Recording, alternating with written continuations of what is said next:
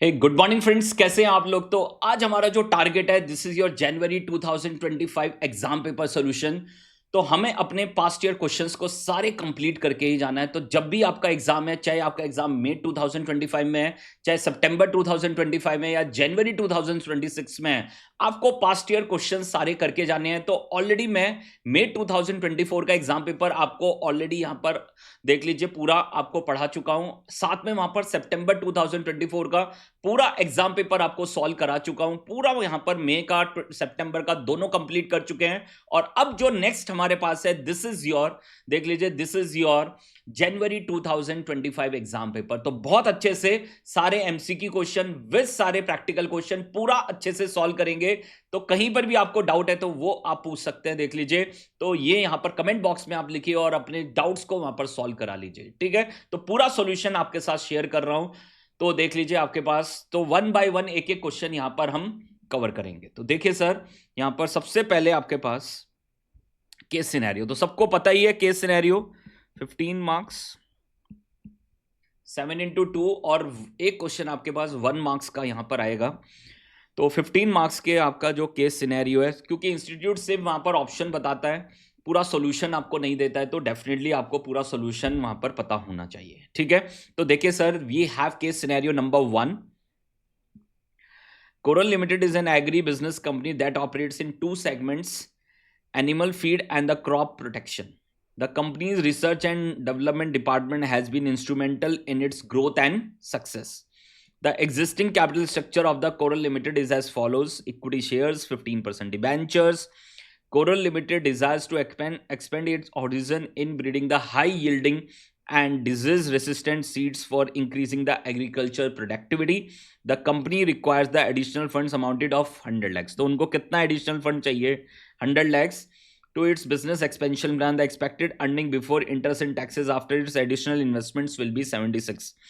तो आपको already earning before interest and tax दे दिया है। The applicable corporate tax rate is 30%। तो एप्लीकेबल कॉर्पोरेट टैक्स रेट आपके पास कितना है? 30% है सर, ठीक है। The company has two alternatives in raising the additional funds. We have plan 1 and we have plan 2। तो ये दोनों प्लान्स आपके पास हैं। तो यहाँ पर इक्विटीज 30% एंड डिबेंचर्स इज 70%, और यहाँ पर 10%, 50% एंड 40%। तो ये आपको दोनों प्लान से दे दिए हैं। And what are the questions? Question 1 to 5। तो ये जो पूरा इन्होंने यहाँ से यहाँ पर केस स्टडी बनाया, तो इसके ऊपर आप लिख लो कैपिटल स्ट्रक्चर। सब कैपिटल स्ट्रक्चर को उन्होंने पूरा टारगेट किया है, देख लीजिए, और पूरा फुल फ्लैच क्वेश्चन उन्होंने बना दिया, और उसके 5 क्वेश्चन उन्होंने बना दिया है। ईपीएस पूछ रहे हैं आपसे, एमपीएस पूछ रहे हैं, if the P ratio is 12 times and 15 times. साथ में फाइनेंशियल ब्रेक इवन पॉइंट, हमें पता ही है financial break even point, indifferent point,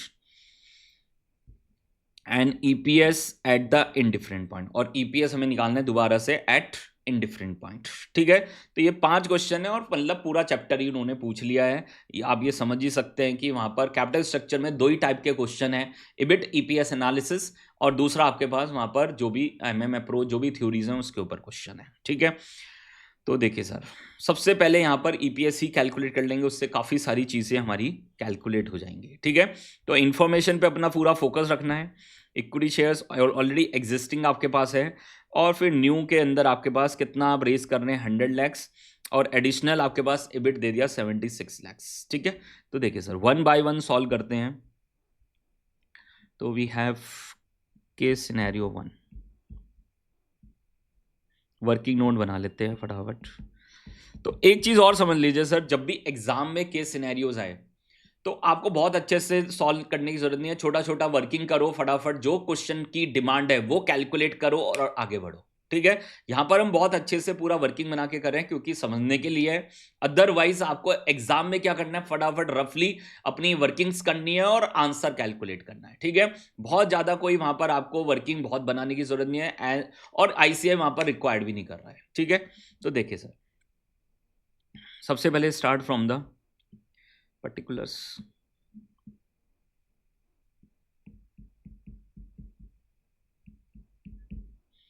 Plan 1, Plan 2, Plan 1 and Plan 2. EBIT.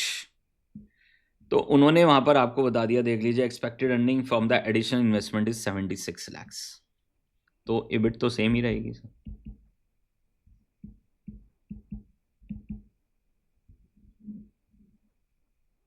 Check कर लीजिए सर। एग्जिस्टिंग कैपिटल स्ट्रक्चर आपको दे रखा है, और दो ऑल्टरनेटिव में आपके पास इक्विटी रेज करेंगे एट ए प्रीमियम ऑफ 15, मतलब 25 पे, एंड 13% डिवेंचर एट पार। ठीक है, 7.5% preference share issued at par. तो 1 by 1 कवर करते जाएंगे। तो सबसे पहले इंटरेस्ट।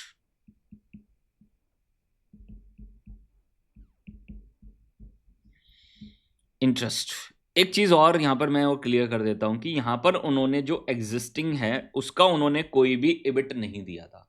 अगर दिया होता तो वो भी हम क्या करते, कंसिडर करते। ठीक है, तो एग्जिस्टिंग कैपिटल स्ट्रक्चर देने के बाद उन्होंने वहां पर एडिशनल 100 lakhs के लिए उन्होंने वहां पर ये बात की है। तो एक चीज यहां पर क्वेश्चन में मिसिंग कह सकते हैं कि एग्जिस्टिंग EBIT उन्होंने नहीं दी, और नहीं दी तो कोई बात नहीं, हम लेंगे नहीं सर, हम तो जो एडिशनल है बस वही ले लेंगे। तो इंटरेस्ट आपका एग्जिस्टिंग भी माइनस होगा और न्यू भी माइनस होगा।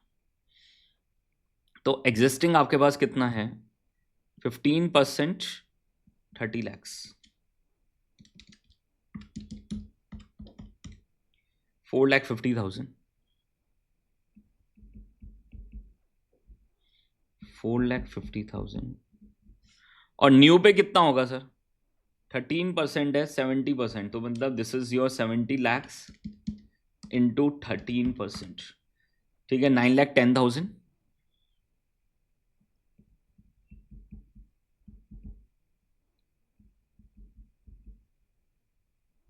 और यहाँ एग्जिस्टिंग का तो हमने निकाल ही लिया था, 30 lakhs इंटू 15%। ठीक है, तो वर्किंग अच्छे से इसलिए करके दिखा रहा हूं कि जिससे आपको वो कंफर्मेशन रहे सर। ठीक है, दूसरी तरफ आपका जो डेप्ट है वो कितना परसेंटेज से, 50%। तो 50 lakhs पे 13%,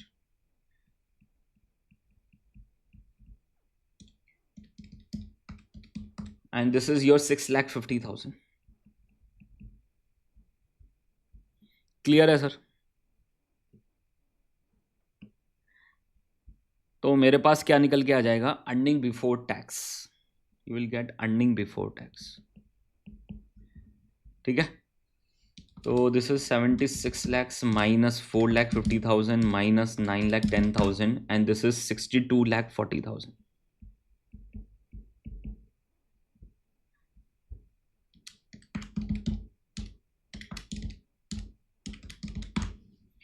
$65 lakhs।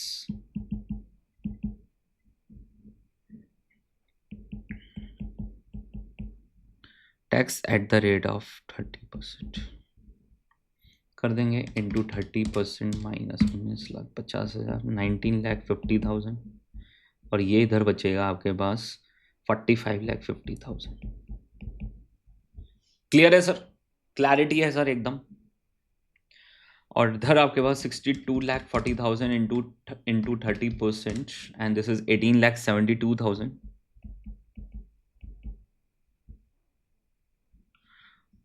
और ये आपके पास है 43,68,000। तो दिस इज योर पैट आपके पास आ गया। और इसमें से सबसे पहले क्या माइनस करेंगे, preference dividend.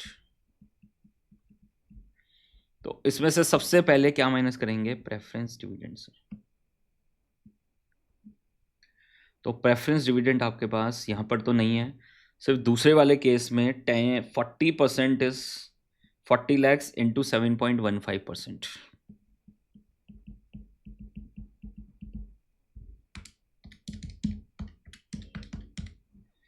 2,86,000। You will get earnings available for equity 43,68,000, and this is 45,50,000 minus 2,86,000, and this is 42,64,000.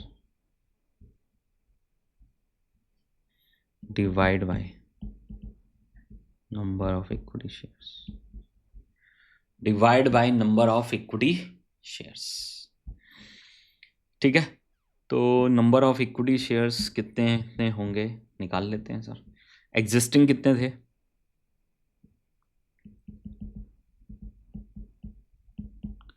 Existing आपके पास नंबर ऑफ शेयर्स कितने थे? 10 lakhs।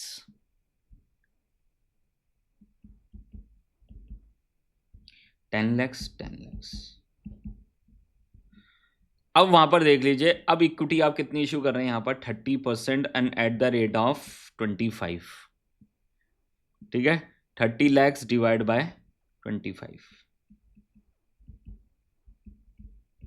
और इधर आप इक्विटी कितनी इशू कर रहे हैं? सिर्फ 10 lakhs डिवाइड बाय, तो एडिशनल नंबर ऑफ शेयर्स आपके पास कितने आ जाएंगे? 1,20,000। और इधर आपके पास कितने आ जाएंगे? 10 lakh divide by 25, this is 40,000। तो what will be the total number of shares? What will be the total number of shares? Sir total number of shares कितने आ जाएंगे आपके पास? Total number of shares 11,20,000 and 10,40,000। Check कर लीजिए, निकाल देंगे ईपीएस। तो we have earnings available for equity divide by number of shares and you will get EPS. ठीक है, तो 43,68,000 divide by 11,20,000 and this is 3.9 पर शेयर। और इधर आपके पास 42,64,000 divide by 10,40,000 and this is 4.10 पर शेयर। तो ये हमारे पास क्या निकल के आ गया? ईपीएस कैलकुलेट होके आ गया, मल्टीप्लाई विद पी रेशियो, तो यू विल गेट एमपीएस। तो आपके पास क्या आ जाएगा? एमपीएस आ जाएगा, multiply with P ratio. Already question में दे रखा है, this is 12 and this is 15, तो you will gate MPS. This is 61.50 per share and this is 3.9 into 12 and this is 46 point। ठीक है, इजली आपका देख लीजिए कंप्लीट हो गया। पहले 2 पॉइंट आपके कंप्लीट हो गए हैं सर, देख लीजिए। EPS is 3.9, 4.1 and this is 4680 and 6150। तो पहले 2 को तो आप टारगेट कर ही सकते हैं आराम से। तो दिस इज 3.9 एंड 4.1, तो सी इज द आंसर। और यहाँ पर आपके पास प्राइस कितना आया है? 4680 एंड 6150, तो दिस इज द आंसर। तो 2 एमसीक्यू हमारे सॉल्व हो गए। और टाइम का आपको ध्यान रखना है सर, 1 मार्क के लिए मेरे पास 1.8 मिनट्स है सर। ठीक है, तो 90 मिनट्स का आपका पेपर है, देख लीजिए 50 मार्क्स का 90 मिनट्स का पेपर है। 50 into 1.8 and this is your 90 minutes. तो आपको ये ध्यान रखना है, जब भी आप क्वेश्चन सॉल्व करें तो बैक ऑफ द माइंड आपका ये होना ही चाहिए। और एमसीक्यूज के लिए जैसे 15 मार्क्स है तो इंटू 1.8 यू हैव 27 मिनट्स। मैं कहूँगा 22 मिनट्स में इसको कोशिश करें कंप्लीट करने की, क्योंकि आगे का पेपर लेंदी है, तो उसको वहाँ पर कवर करने के लिए मुझे थोड़ा टाइम सेव करना ही पड़ेगा सर। ठीक है, तो ये सब चीज़ें आपको ध्यान रखनी है सर, बहुत क्लैरिटी से आपको ध्यान रखनी है सर। ठीक है, फिर नेक्स्ट वो ब्रेक इवन पॉइंट पूछ रहा है, फाइनेंशियल ब्रेक इवन पॉइंट, और साथ में इंडिफरेंस पॉइंट, और फिर लास्ट में EPS at that indifferent point. तो थर्ड आपका देख लीजिए, ये हमारा टेक्निकली फर्स्ट हो गया, टेक्निकली ये हमारा फर्स्ट हो गया, ये टेक्निकली सेकंड हो गया, न्यूमेरिक में डाल देते हैं। This is 1, this is 2, now the third one. Third calculation हमें करनी है sir, financial break even point.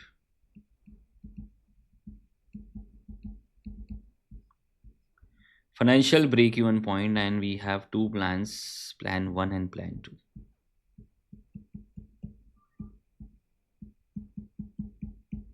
Plan 1 and plan 2. तो प्लान 1 में आप ध्यान से देखो सर, हमारे पास डिबेंचर्स हैं, देख लीजिए। इक्विटी का तो कुछ है ही नहीं, इक्विटी का वहाँ पर ब्रेक इवन पॉइंट क्या है? 0। और डिबेंचर्स का क्या है? इंटरेस्ट। तो what is your financial break even point? Interest. और इंटरेस्ट कितना था यहाँ पर देख लो सर, सॉरी सेकंड वाले में प्लान 1 में, एक मिनट, यहाँ पर 30% है तो इसका तो 0 है, और इसका क्या है? इंटरेस्ट। तो फर्स्ट वाले में आपके पास ये रहा 4,50,000 प्लस 9,10,000, तो कितना हो गया? 13,60,000। कितना हो गया? 13,60,000। 13,60,000। और प्लान टू में क्या होगा? इंटरेस्ट प्लस प्रेफरेंस डिविडेंड, और उसको क्या करना पड़ेगा? Gross up. याद आ रहा है? उसको क्या करना पड़ेगा? ग्रॉस अप करना पड़ेगा, क्योंकि वो कब आता है? आफ्टर टैक्स के बाद आता है। ठीक है, तो इंटरेस्ट आपके पास कितना है? ये रहा सर, 450 प्लस 650, 11 लैक्स। और प्रेफरेंस डिविडेंड कितना है? 286। कर देंगे सर।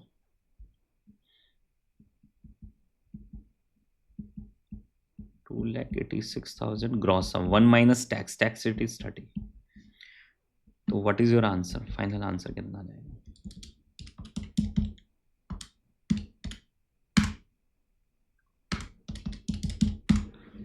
15,08,571। तो इसका 1360 है और इसका 15,08,571।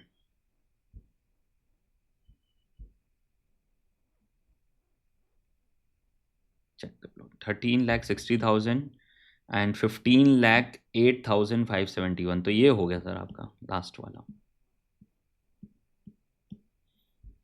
फिर फोर्थ पॉइंट में they are asking about the indifference point. तो इनडिफरेंस पॉइंट का क्या मतलब है? कि मुझे वो लेवल ऑफ इबिट निकालना है जहां पर दोनों ऑप्शन क्या हो जाए? दोनों के ईपीएस क्या हो जाए? सेम हो जाए। ठीक है, this is the indifference point. तो we want to calculate the level of EBIT at which your EPS under both plans will be same. तो we need to calculate fourth point.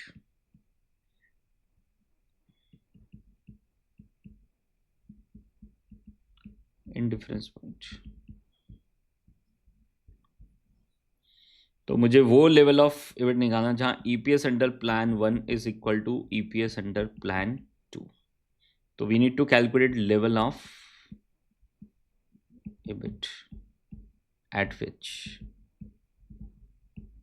तो मुझे वो लेवल ऑफ इबिट निकालना है जहां पर आपका EPS under plan 1 is equal to EPS under plan 2। ठीक है, तो कर देंगे यहां पर, इसको एग्जीक्यूट कर देंगे सर। तो how to calculate EPS? EBIT minus interest net of tax, और प्रेफरेंस है तो प्रेफरेंस माइनस कर देंगे। तो पहले वाले में तो है ही नहीं, तो सिंपल पहले वाले में तो EBIT net of tax, EBIT net of tax, और इंटरेस्ट है तो इंटरेस्ट भी तो लेंगे ना।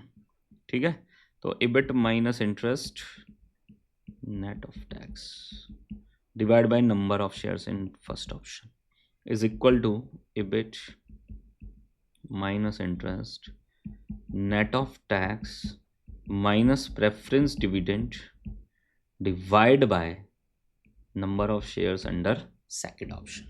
ठीक है, हो जाएगा सॉल्व। डेटा रखेंगे, सॉल्व हो जाएगा। तो मुझे इबिट निकालना है, तो इबिट माइनस इंटरेस्ट पहले ऑप्शन में आया था 13,60,000।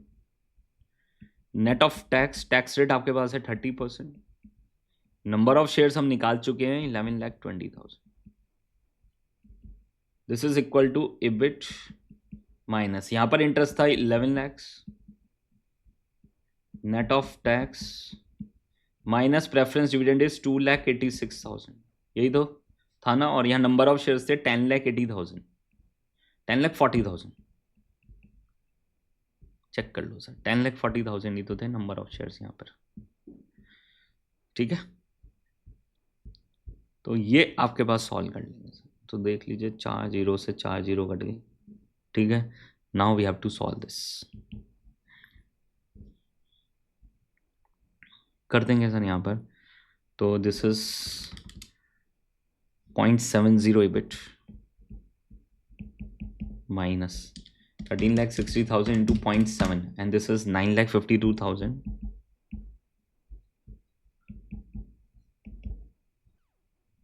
This is 0.70 EBIT.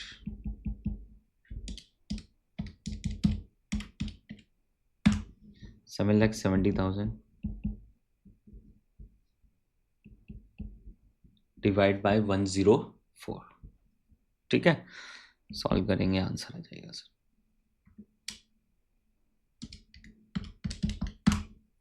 This is 72.8 EBIT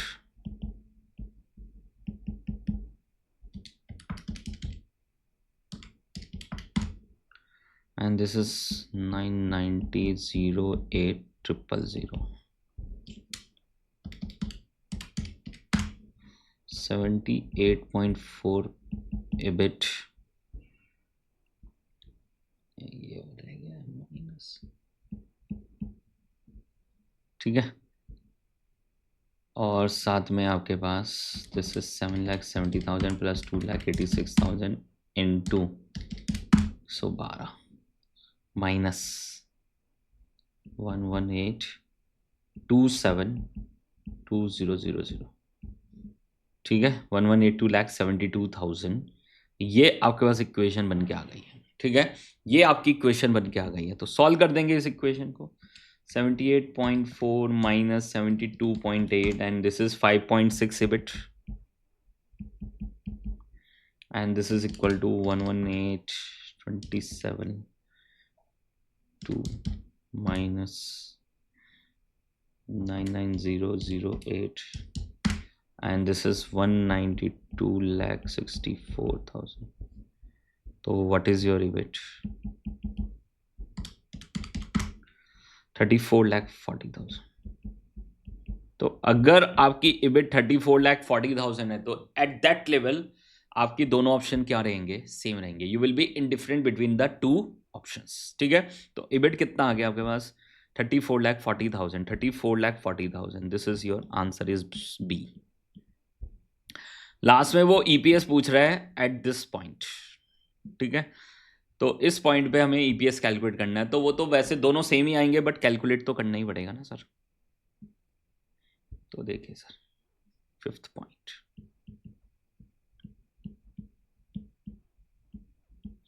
EPS at indifferent point.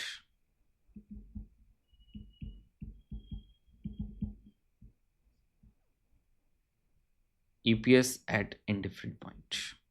Check कर लीजिए।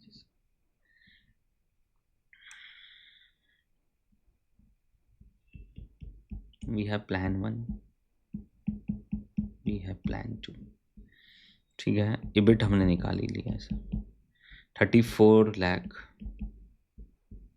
अब आप एक चीज और देख लो सर, मेनली आपको दिखेगा MCQs में एक दो क्वेश्चन एक दूसरे के ऊपर डिपेंडेंट हो गए, तो अगर आपने एक क्वेश्चन गलत कर दिया तो उससे अगला भी ऑटोमेटिकली आपका गलत हो जाएगा सर, ठीक है। जो डिपेंडेंट आपके पास MCQs होंगे, तो ये चीज आपको बहुत अच्छे से करनी है, ध्यान से करनी है और कोई भी गड़बड़ नहीं करनी है सर कैलकुलेशंस में, ठीक है।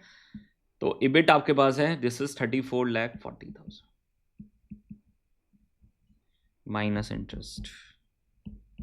इंटरेस्ट तो सेम ही रहेगा, 13,60,000 and we have 11 lakhs. Earning before tax आ जाएगा, earning before tax। तो बहुत अच्छे से करना है, और बस MCQ में मैंने बता दिया कि आपको इतना अच्छे से करने की ज़रूरत नहीं है, आप फटाफट अपनी कैलकुलेशंस करें, बहुत ज़्यादा आपको वहाँ पर चीज़ें करने की ज़रूरत नहीं है, ठीक है। तो ये बात ध्यान रखना, आपको बहुत सारी चीज़ें करने की वहाँ पर ज़रूरत नहीं है, सिंपली आपको क्या करना है वहाँ पर देख लीजिए, अपनी फटाफट कैलकुलेशंस करनी है। तो अर्निंग बिफोर टैक्स कितना आ जाएगा? 34,40,000 minus 13,60,000, this is 20,80,000, this is 20,80,000 and 34,40,000 minus 11, this is 23,40,000.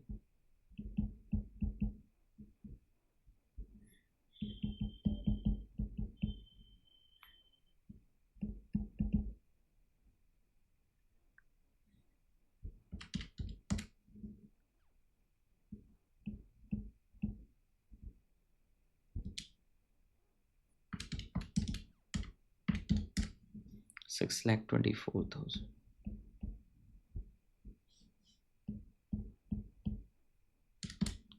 1456.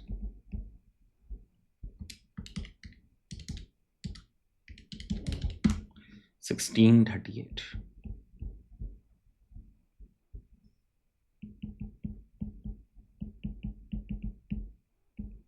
Preference dividend यहाँ पर था 2,86,000. You will get earnings for equity.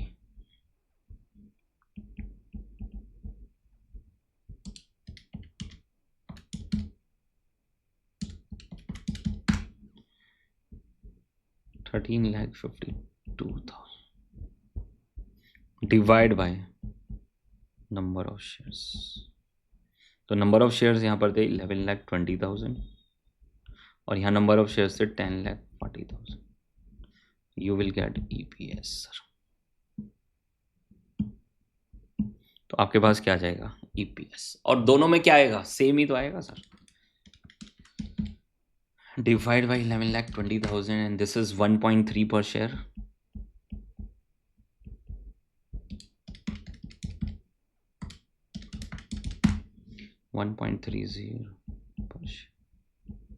Your answer will be A is your answer. Check कर लीजिए। तो 5 क्वेश्चन आपके बहुत अच्छे से कंप्लीट हो गए हैं, देख लीजिए, और पूरा फुल फ्लेज आपका रिवीजन भी हो गया। जो कैपिटल स्ट्रक्चर में टाइप 1 क्वेश्चन था EBIT EPS analysis with difference point with financial break even point, वो पूरा कॉन्सेप्ट एक ही क्वेश्चन के अंदर आपका पूरा कंप्लीट हो गया सर। ठीक है, तो ये चीज़ आप अच्छे से समझ लो सर। ये क्वेश्चंस करने के बेनिफिट ही यही होता है कि आपको एक तो समझ में आता है कि एग्जाम का लेवल क्या है, वहाँ पर कितना टाइम लगने वाला है, कितना हमारा वहाँ पर स्पीड चाहिए, कितना टाइम मैनेजमेंट चाहिए। तो उन सब चीज़ों को यहाँ पर हम फोकस करेंगे सर। ठीक है, तो देखिए सर, 6th पॉइंट, 6th आपका जो MCQ है, we have case scenario number 2। VP Limited provides the following information: current ratio, sales आपके पास 80% on credit, inventory turnover ratio, average collection period, gross profit ratio, quick ratio. From the information given, choose the correct answer. Question number 6 and 7। ठीक है, तो 2 आपके पास question दे दिए हैं 4 marks का, and this is from ratio analysis. Ratio analysis से आपके पास question है। ठीक है, तो कर डालेंगे सर इसको। Case scenario number 2, 6 point. तो सबसे पहले आपके पास देख लीजिए, यहाँ पर वो क्या पूछ रहा है, इन्वेंट्री एंड रिसेबल्स और current assets and current liabilities. यही तो आपसे 2 चीज़ें पूछ रहा है वो आपसे। तो 80% ऑन क्रेडिट है और GP रेशियो आपको 20% दे रखा है, तो COGS आ जाएगा। This is for inventory turnover ratio, और उससे हम एवरेज इन्वेंट्री निकाल लेंगे। ठीक है, क्लियर है। और सेल्स आपके 80% ऑन क्रेडिट निकाल के उससे हम क्या निकाल देंगे, एवरेज डेटर्स निकाल देंगे। ये दोनों चीज़ें आपकी कैलकुलेट हो जाएंगी। फिर करंट एसेट्स करंट लायबिलिटी के लिए वी हैव क्विक रेशियो, और उससे हम पूरी कैलकुलेशन करते। तो इजी है, कोई डिफिकल्ट नहीं है, बट आपको देखना है टाइम कितना कंज्यूम हो रहा है और उसको बहुत अच्छे से कवर करना है। COGS निकाल देंगे। Sales, this is 150 lakhs, 150 lakhs है ना। Sales 120 lakhs, 120 lakhs is your cost of goods sold। ठीक है, inventory turnover ratio,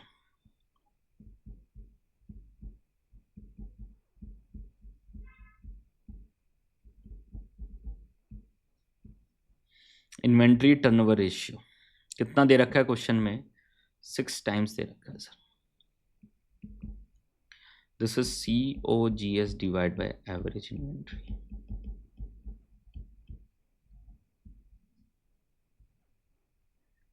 and this is 120 lakhs divide by average inventory. तो एवरेज इन्वेंट्री आपकी कितनी हो जाएगी, this is 120 lakhs divided by 6 and this is your 20 lakhs। खत्म sir. Inventory turnover ratio से हमने क्या निकाल ली, एवरेज इन्वेंट्री। ठीक है, नाउ द सेकंड आपको और क्या दे रखा है, average collection period is of 2 months।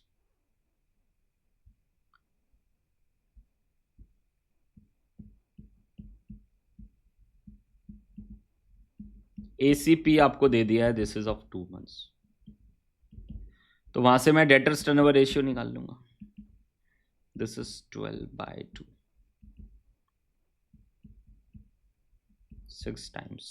ठीक है, तो देख लीजिए सर आपके पास what is debtors turnover ratio. This is your credit sales divide by average debtors.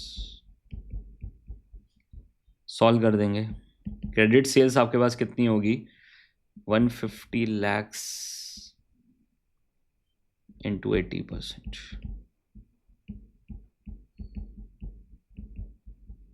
तो एवरेज डेटर्स भी कितने आ जाएंगे, 20 lakhs।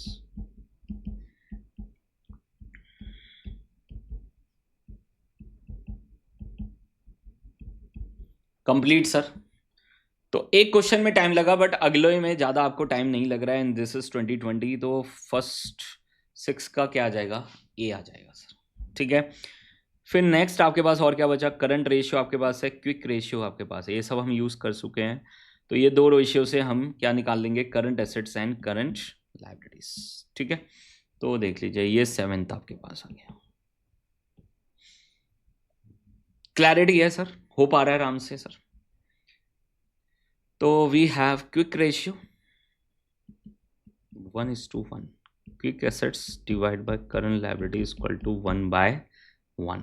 ठीक है, और क्विक एसेट्स क्या होती है, current assets minus inventory divide by current liabilities 1/1। तो current assets minus inventory is 20 lakhs and this is equal to current liabilities.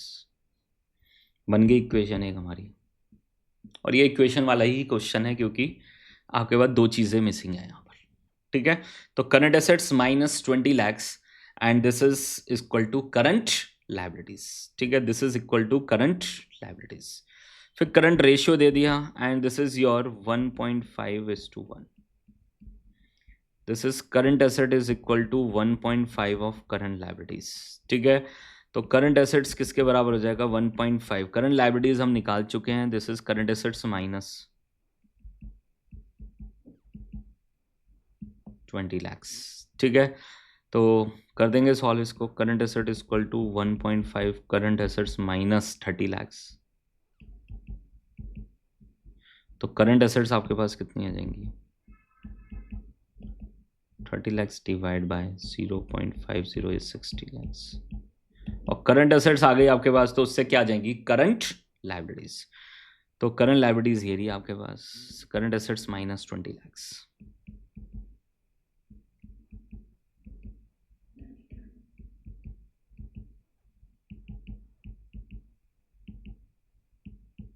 लो जी सर, तो current assets and current liabilities 60 and 40, 60 and 40, C is the answer.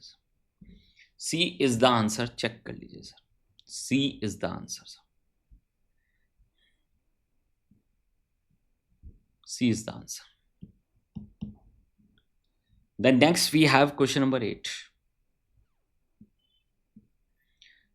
JKL company has a current assets of 100 lakhs, current assets आपको दे दिए, and current liabilities of 50 lakhs, current liabilities आपको दे दी है, तो 100 lakhs and 50 lakhs। The finance manager of the company desires to make the provision for contingencies for 20%, accordingly what will be the amount of working capital requirement. तो current assets minus current liabilities, 100 lakhs minus 50 lakhs, तो 50 lakhs हो गया, और उसमें वो कह रहे हैं 20% की, देख लीजिए, desire to make a provision for contingency at the rate of 20% of the working capital. ठीक है, तो 20% of the working capital.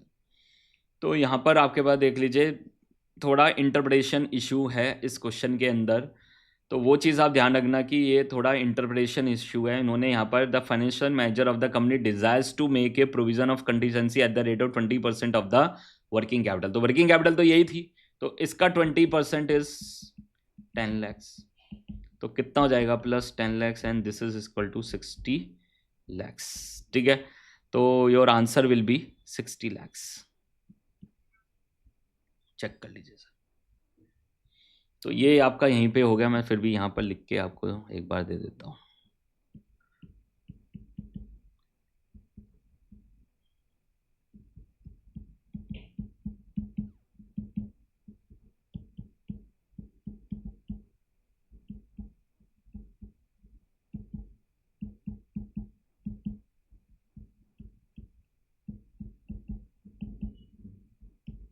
Check कर लीजिए सर, 60 lakhs।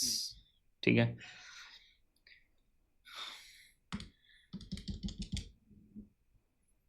तो थोड़ा क्वेश्चन में इंटरप्रिटेशन इशू है, अदरवाइज सिंपल इंटरप्रिटेशन से यही आंसर है सर। चलें सर, तो ये हमारा सेक्शन नंबर 1 कंप्लीट हो गया है। हमने 15 मार्क्स कितनी देर में कर लिए हैं, देख लीजिए, this is about 35 to 40 minutes. ठीक है, और मैंने आपको पहले ही बताया कि आपका टारगेट वहाँ पर देख लीजिए, ये मैंने बहुत अच्छे से सॉल्व किए, आपका टारगेट 24 से 25 मिनट मैक्सिमम है सर। ठीक है, तो ये तो मैंने बहुत अच्छे से लिख लिख के आपको सॉल्व किया है। अगर आप इसको बहुत जल्दी करते तो आराम से आप 20 से 25 मिनट के अंदर इसको कंप्लीट कर सकते थे। ठीक है, तो आपको पूरी प्रैक्टिस करनी है, बहुत अच्छे से लिख के प्रैक्टिस करनी है, क्वेश्चन सॉल्व करने हैं, तभी वहां पर accuracy with speed with time management तभी होगा सर। ठीक है, 90 मिनट्स का पेपर है आपका एफएम का, तो आप समझ लो सर इतना आराम से वो 90 मिनट्स में पूरा कंप्लीट होने वाला नहीं है। आप एसएम के वहां पर टाइम को थोड़ा वहां पर लेंगे, मुझे पता है 100% लेंगे, तो बट वहां पर भी कितना ले लोगे, पूरा थोड़े ले लोगे, आगे का 1.5 घंटा और थोड़े ले लोगे, तो आप हार्डली 10 5 मिनट 15 मिनट ले सकते हो मैक्सिमम। ठीक है, तो 15 मिनट्स एक्स्ट्रा आप ले सकते हो, बट यहाँ पर आपको दिखेगा कि जब डिस्क्रिप्टिव क्वेश्चन करोगे तो वहां पर भी तो बड़े बड़े क्वेश्चन आएंगे, तो you have to consider the timing management, वो बहुत इंपॉर्टेंट है। Time management is very very important. अपने टाइम को वेस्ट नहीं करना है, जहां पर टाइम वेस्ट हो रहा है उन क्वेश्चन को छोड़ देना है बात के लिए कि लास्ट में करेंगे, तो अपने टाइम को बचा के चलना है, अपने टाइम को जितना डिवोट करना है उतना ही टाइम एक क्वेश्चन पे देना है। ठीक है, उससे ज्यादा उसको डिवोट करोगे तो आप फंसने वाले हो, आपका पूरा पेपर छूट जाएगा, एसएम का पेपर छूट जाएगा, एफएम के भी क्वेश्चन सही नहीं होंगे, तो आपका वहां पर एग्जाम किल हो सकता है। ठीक है, तो उसको सही से करने के लिए ये सब आपको करना ही पड़ेगा। ठीक है, चले आगे sir. Now we have section number 2। तो ये तो आपके पास एसएम का है, वो हमारा एरिया नहीं है। ठीक है,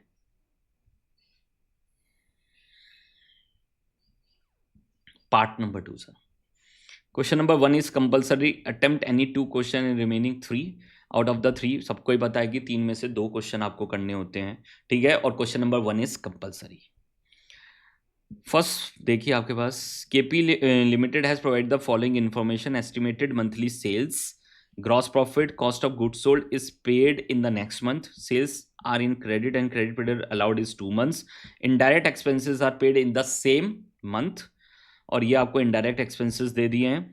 and dividend amounted to September 3 lakhs will be paid in the month of September, cash balance on 1st July 2024 is 1.5 lakh, the company has to maintain the minimum cash balance. So this is the question based on cash budget, this is cash management question. The company has to maintain the minimum cash balance of 1 lakh, तो उसको कम से कम कितना maintain करना है, 1 lakh. If there is a cash balance deficit in any month, the company would take the temporary short term loan, तो वो short term loan ले लेगी.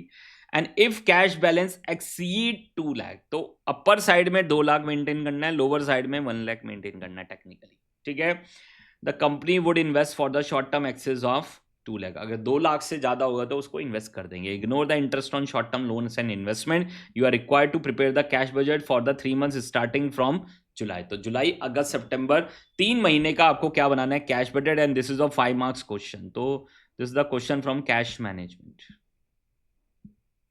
तो आप देख पा रहे होंगे क्वेश्चन किस लेवल से क्वेश्चंस को वो लेके आ रहे हैं, और वहां पर आसान भी कर रहे हैं, उसको ट्रिकी भी बना रहे हैं. कोई ना कोई छोटा सा पॉइंट आपसे पूछ लेंगे उसके अंदर कि वहां पर आपको सोचने पे मजबूर होना पड़े, डिसीजन लेना पड़े, और वहां फंस सकते हैं. ठीक है, तो ए 1 by 1 करके यहाँ पर कैश बजट बना देंगे. We have July, August and September. ठीक है, रुपीज लैक्स. तो देखिए सर, कुछ दिस इज योर सेक्शन 2, ये आपके पास सेक्शन 2 है, पार्ट 2 है.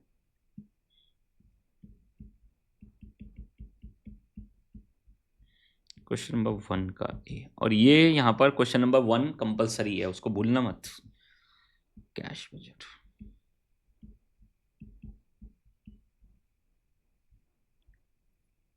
This is the question from cash budget.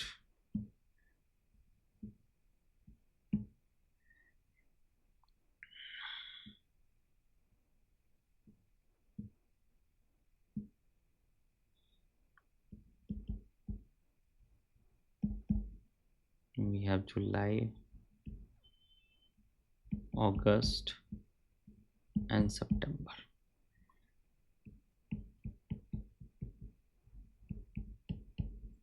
Particulars. Opening balance आपको दे दिया 1.5 लाख. ठीक है, वो तो जब क्लोजिंग आएगा तो वो इसका क्या बनेगा, ओपनिंग. एड रिसिप्ट्स,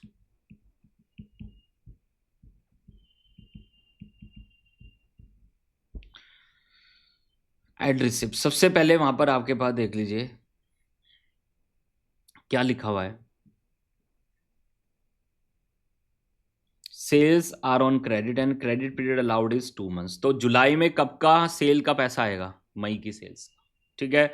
अगस्त में कब का आएगा? जून का। और सितंबर में कब का आएगा? जुलाई का। ठीक है। तो दिस इज 12, 15 एंड 10। चेन बना देंगे पूरी सर, 12, 15 एंड 10। तो this is the total cash available.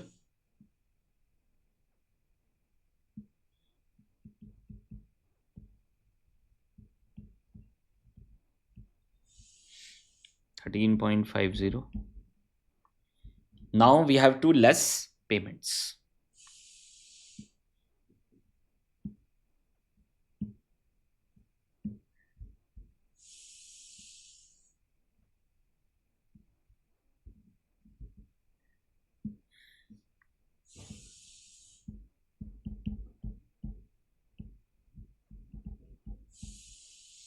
Less payments.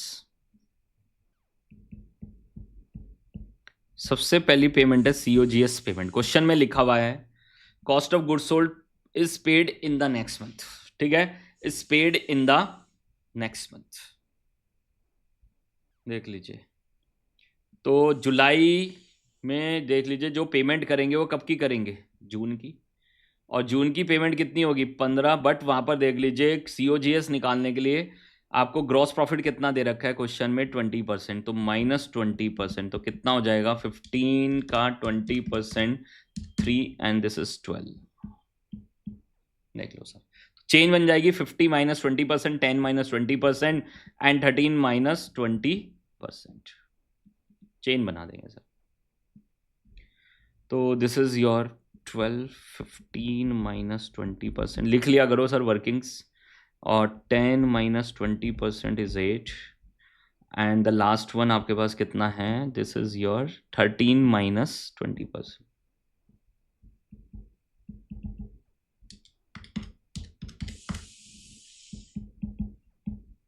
10.4।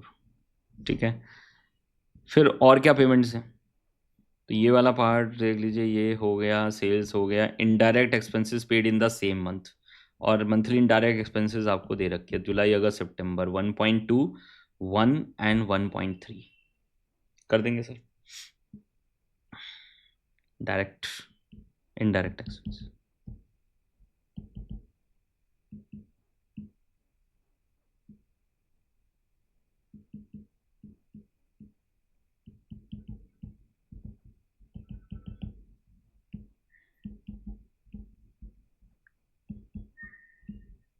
और क्या एडजस्टमेंट बची? Dividends 3 lakh paid in the month of September and this is of 3 lakhs।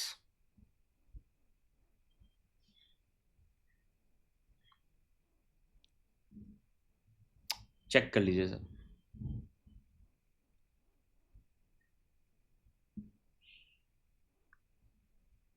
निकाल देंगे पेमेंट्स। तो ये हमारे पास ए आ गया था, cash available is A. Now we have total payments. कर देंगे पेमेंट्स कितनी है आपके पास? 12 एंड 1.2, 13.2, 9 एंड दिस इज 10.4, 14.7, 14.7। ये आपके पास पेमेंट्स आ गई सर। इसको हमने बी दे दिया सर। तो क्लोजिंग बैलेंस निकाल देंगे A माइनस बी।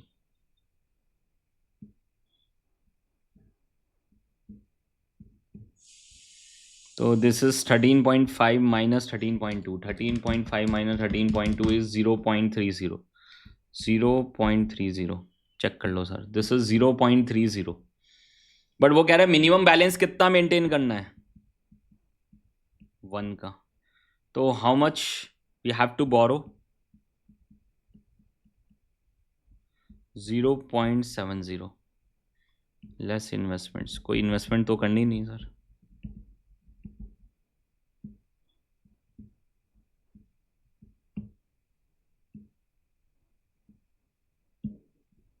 कोई इन्वेस्टमेंट्स तो करनी है। तो what is cash closing balance?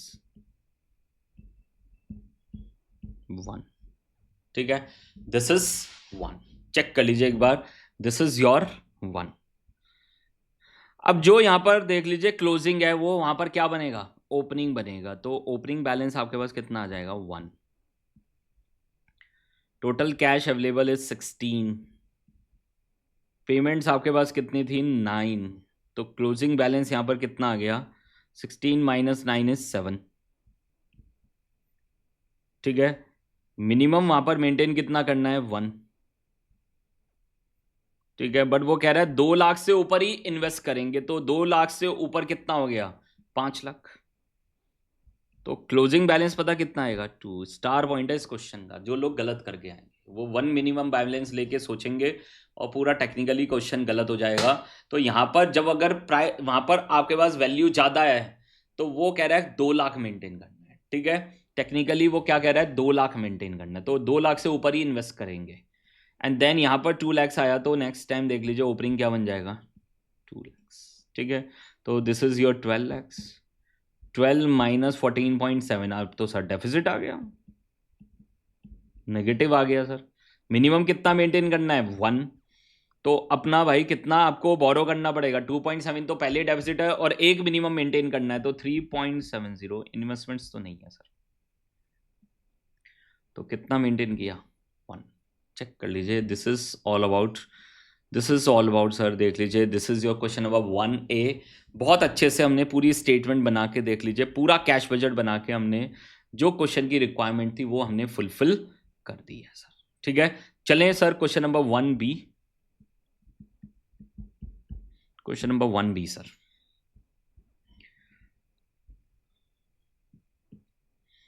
क्या कह रहा है sir, following the balance sheet of Exim limited, share capital, retained earnings, debentures, liabilities, fixed assets, current assets, the additional information is given as under. Fixed cost excluding interest is 16 lakhs. Fixed cost excluding interest is 16 lakhs दे दिया। Variable operating cost is 70%। Asset turnover ratio is 2.5। ठीक है, assets मेरे पास हैं ही, तो उससे हम turnover निकाल देंगे। You are required to calculate EPS, operating leverage, financial leverage, सब कंबाइंड लिवरेज, ये सब निकालना है। और देख लीजिए स्टेप वाइज मार्किंग आपके पास है सर। ठीक है, स्टेप वाइज मार्किंग तो डेफिनेटली आपके पास है ही सर। तो क्वेश्चन नंबर देखिए 1B। Question number 1B,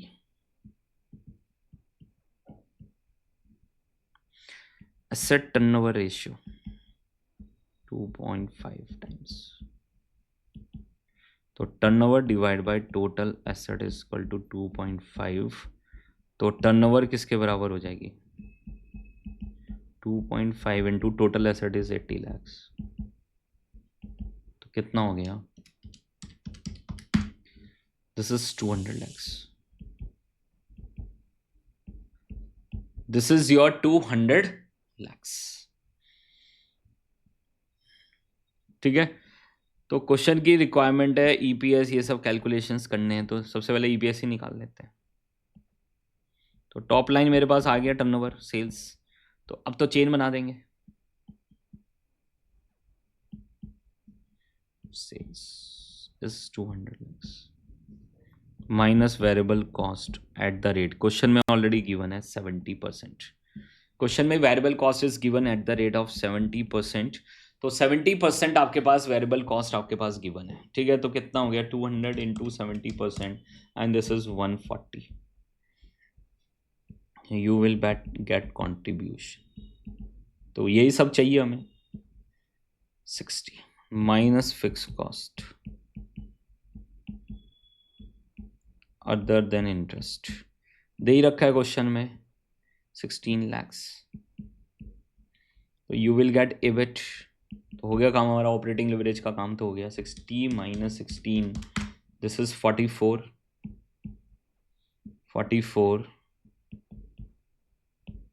minus interest. Interest कितना लगेगा सर, 40 लैक्स का 12.5,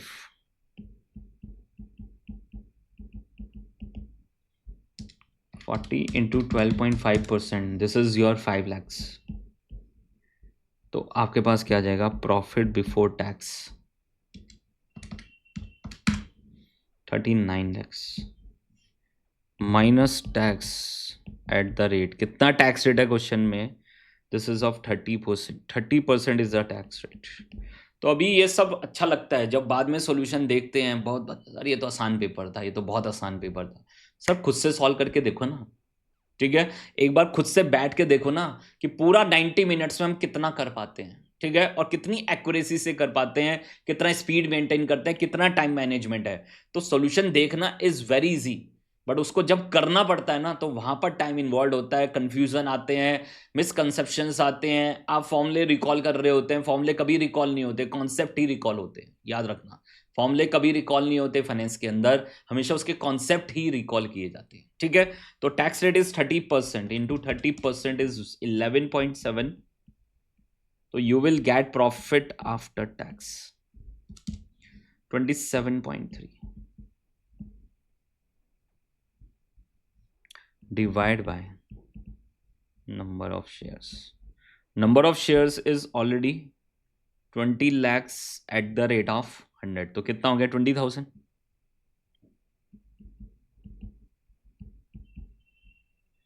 तो we have 20,000. तो व्हाट इज योर EPS. याद रखना वो लैक्स में और ये 1000 में है, भूलना मत. 136 पॉइंट. चेक कर लीजिए सर एक बार. और अब तो बड़ा आसान है सर. ऑपरेटिंग लिवरेज क्या होगा. What is operating leverage. Contribution divide by EBIT. What is financial leverage. EBIT divide by earning before tax. और कंबाइंड लिवरेज क्या होगा. Operating leverage into financial leverage. देख लो सर, पहला पॉइंट मेरा कंप्लीट हो चुका है. सेकंड थर्ड फोर्थ कर दो सर. ये रहा सेकंड आपके पास. Operating leverage is contribution divide by EBIT. Contribution is 60 lakhs, EBIT is 44 lakhs. तो कितना जाएगा 60 divided by 44 and this is 1.363.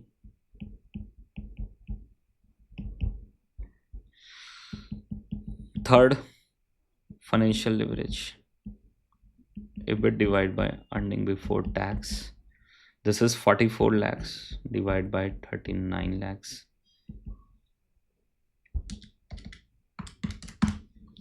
1.128 times. And what is your fourth point. Combined leverage is operating leverage into financial leverage. 1.363 into 1.128 and this is 1.363 into 1.128 and this is 1.538 times. Check करो sir, check करो. पूरा question हमने solve कर दिया. 5 marks आपके control में sir. ठीक है, तो आराम से क्वेश्चन सॉल्व होंगे अगर आपने सही से प्रैक्टिस की हुई है सर. फिर सी पॉइंट में कंपलसरी के सी पॉइंट में वो आपसे क्या पूछ रहा है.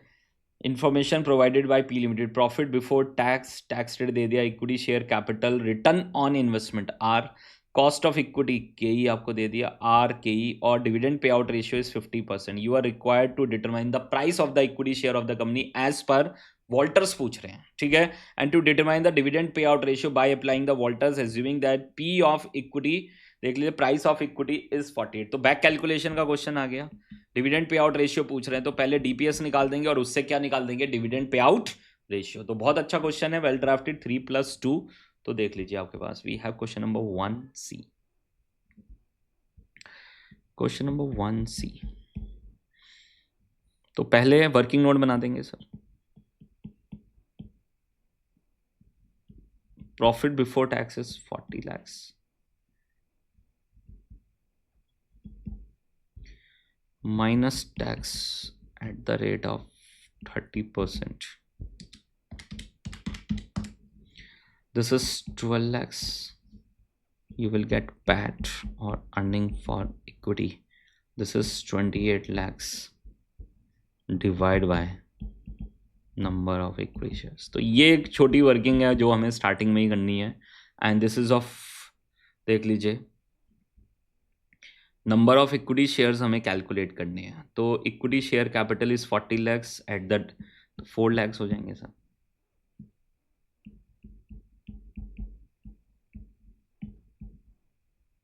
तो you will gate EPS.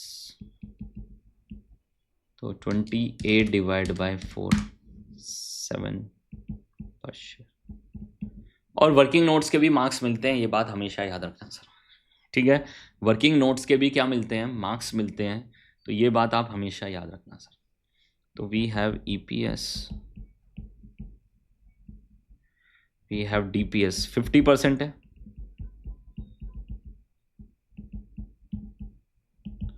K is 15%, R is 18%। कर देंगे एज पर वॉल्टर्स, कर देंगे sir as per Walter's.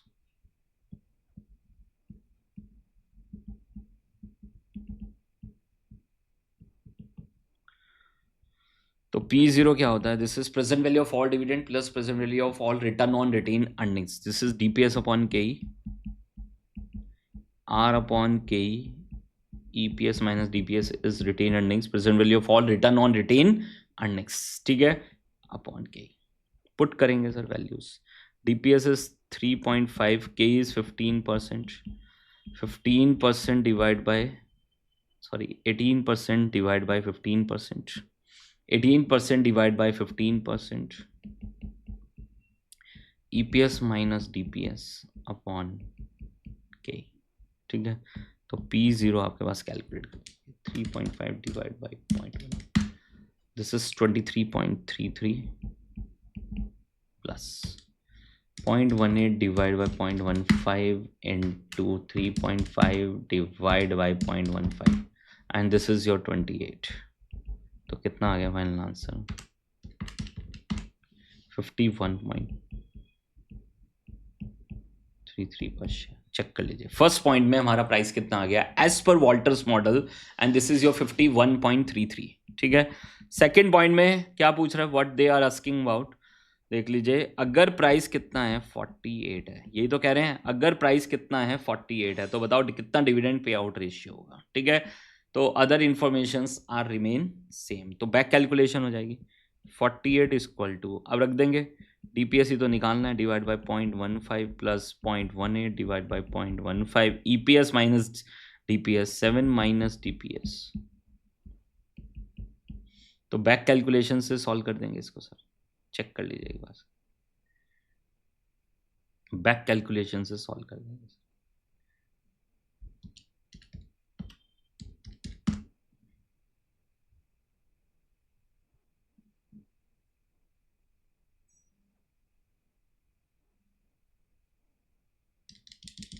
Solve कर देंगे 48 इंटू 0.15,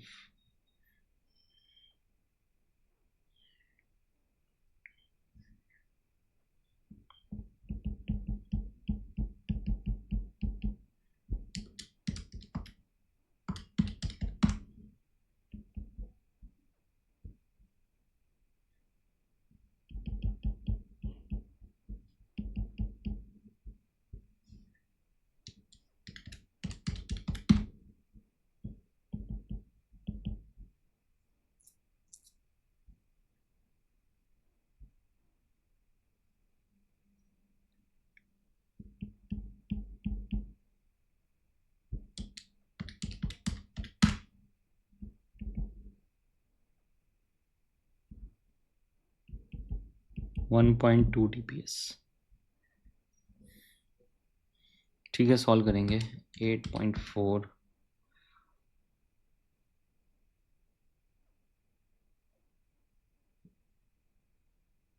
माइनस 7.2, 1.2,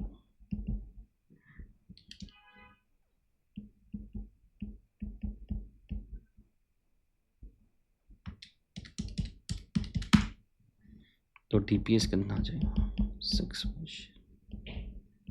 चेक कर लो सर, DPS हमारे पास कितना आ जाएगा, दिस इज योर 6 पर शेयर, और इससे मैं क्या निकाल दूंगा, डिविडेंड पे आउट रेशियो,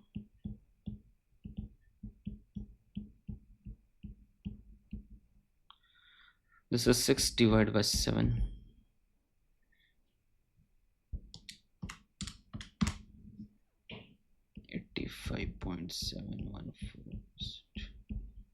85.714%, चेक कर लो सर एक बार, किसी को अगर छोटा सा भी डाउट है इस क्वेश्चन में, किसी को कोई भी पॉइंट अगर पूछ रहे हैं तो पूछ लीजिए सर, ठीक है। तो क्वेश्चन की जो रिक्वायरमेंट थी वो यही थी कि टू डिटरमाइन द डिविडेंड पे आउट रेशियो, तो निकाल देंगे हम सर।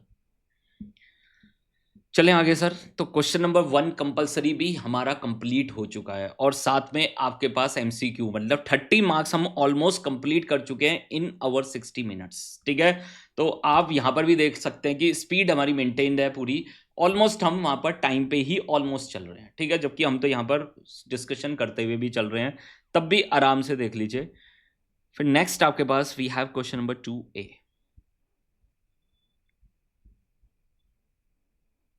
तो आप कोई भी देख सकते हैं। क्वेश्चन नंबर 2A, द फॉलोइंग इंफॉर्मेशन pertains to CMC Limited, number of shares, book value, 10% convertible debentures, 12% term loan, market price of the equity shares, 10% convertible debentures, market value of convertible debentures, face value of equity shares, face value of convertible debentures, beta दे दिया आपको, risk free rate दे दिया 4.5%, equity risk premium RM minus RF। Practically वो market risk premium होता है, but institute ने RM minus RF ही लिया है, तो हम वही बात कर रहे हैं। And this is rate of taxation. The company expects that the share price will rise in the future at an average rate of 6%। तो शेयर का प्राइस कितने से राइज करेगा 6% से, ग्रोथ रेट दे दिया आपको। The 10% convertible debentures, this is of 100 each, will be converted in 6 years times into the equity shares for the company in the ratio of 1:4। तो आपको 4 शेयर मिलेंगे एक बॉन्ड के बदले में। The market value of 10%, this is at par. You are required to calculate the cost of equity by CAPM, cost of convertible using approximation method, cost of bank term loan and weighted average cost of capital using the market value weight 7 marks. तो ये आपके पास cost of capital का question आ गया। This is the question, this is from your cost of capital. ठीक है, करेंगे, बड़ा सिंपल क्वेश्चन है, बट अपना बहुत ध्यान से करना है सर। क्वेश्चन नंबर देखिए, this is your 2A।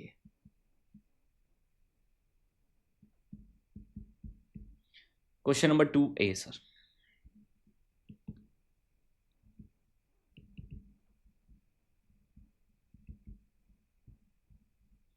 Cost of equity using CAP, तो ये तो आसानी है। Cost of equity is equal to risk free plus beta into RM minus RF। 4.5%, यही था ना सर, 4.5% रिस्क फ्री, और बीटा आपके पास है 1.5, और RM minus RF is 9%।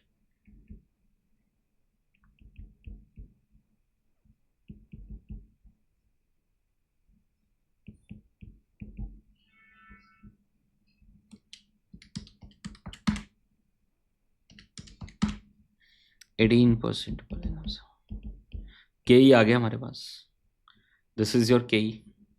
Now the second point जो इंपॉर्टेंट है, आप देख पा रहे हैं ना, हर बार एग्जाम में कन्वर्टेबल डिबेंचर आ रहा है। ठीक है, कन्वर्टेबल डिबेंचर का पॉइंट हर एग्जाम में टेस्ट किया जा रहा है, तो भाई तैयार रहना, ये फिर आपको परेशान करेगा sir. Cost of convertible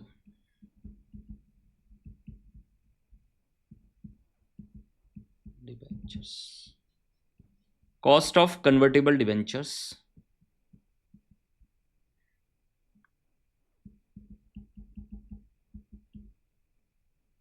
plus conversion value minus current market price. याद आ रहा है ना, अब रिडम्पशन वैल्यू नहीं मिलेगी, अब क्या मिलेगी, conversion value divide by N. N का मतलब ही क्या है, this is your conversion period, कितने टाइम में कन्वर्जन होगा। ठीक है, divide by conversion value plus current market price divide by 2। तो first preference is always given to the current market price, याद है ना। तो अगर एग्जिस्टिंग बॉन्ड है, एग्जिस्टिंग डिबेंचर है, तो first preference is given to current market price. नया है तो इश्यू प्राइस, और कंपनी का पॉइंट ऑफ व्यू है तो we are following the net proceeds. हम किसको फॉलो करेंगे, नेट प्रोसीड्स को फॉलो करेंगे सर। ठीक है, तो केडी आपके पास कैलकुलेट कर देंगे। उसके लिए मुझे कुछ वर्किंग्स की जरूरत है, वो वर्किंग नोट बना देंगे पहले नीचे एक बार। Conversion value at the end of 5th है 6th है, 6 साल है 5 साल है, 6 साल है। ठीक है, अभी हमने क्वेश्चन पेपर सॉल्व किया था मई 2024 का, और वहां पर उन्होंने बड़ा स्मार्टली गेम खेला। 6 साल थे, बट जो बॉन्ड बताया ना, बॉन्ड का जो प्राइसिंग बताया वो 1 साल बाद बताया, तो टेक्निकली कितने साल बचे थे, 5 साल। तो 5 लेना था, n = 5 लेना था, और बहुत आराम से वो डेट्स में प्ले कर गए। ठीक है, तो अगर आप सही से क्वेश्चन नहीं पढ़ोगे तो गलत हो जाएगा। May 24 का क्वेश्चन कॉस्ट ऑफ कैपिटल का एक बार देख लेना और कंपैरिजन भी कर लेना, दोनों क्वेश्चन में क्या कर लेना, कंपैरिजन, तो आपको और बेटर क्लैरिटी आपको मिलेगी। ठीक है, तो ये चीज आप देख लीजिए सर। तो conversion value at the end of 6th year देख लीजिए, number of shares,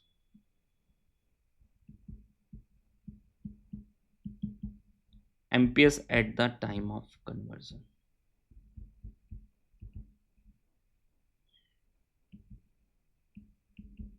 number of shares into MPS, कितना MPS अभी, what is the market price पर शेयर 55, और ग्रोथ कितना था आपके पास, व्हाट इज योर ग्रोथ 6%, तो कर देंगे दिस इज 55, 1 प्लस 0.06 पावर 6, 6 साल है सर। ठीक है, तो this is 4 into 1.06 into 2 3 4 5 6 multiply 55, this is 78.019, तो कितना हो जाएगा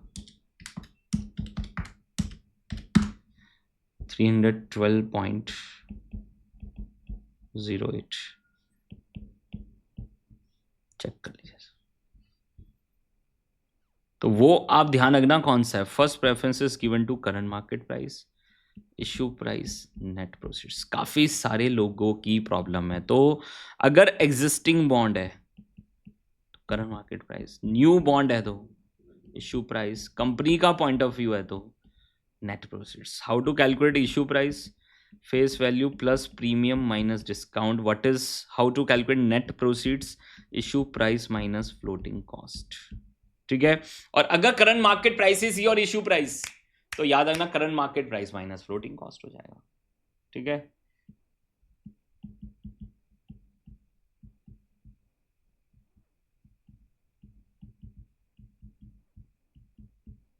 ठीक है, उसको कभी मत वहां पर कॉन्सेप्चुअली रॉन्ग करके आना सर। ठीक है, पुट करेंगे, आंसर आपके सामने है सर, ये वर्किंग नोट हमने बना दिया। तो सर पुट कर दो सारा डेटा। इंटरेस्ट, इंटरेस्ट कितना है सर, 10% है, 10% net of tax, 10% net of tax, face value is 100, face value 100 है कन्वर्टेबल की। ठीक है, तो this is your conversion value is 312 point, कितना था 312.08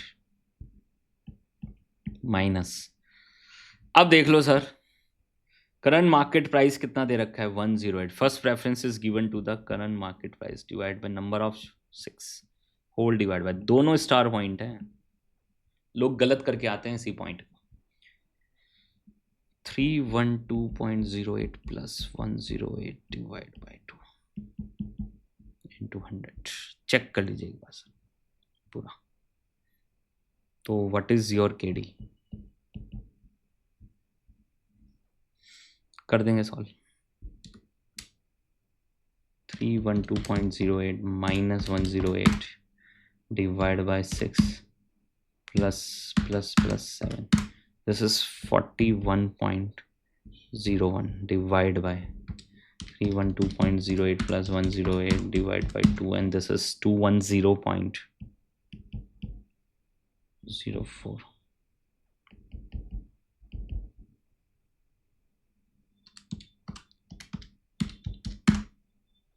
And this is your 19.52%.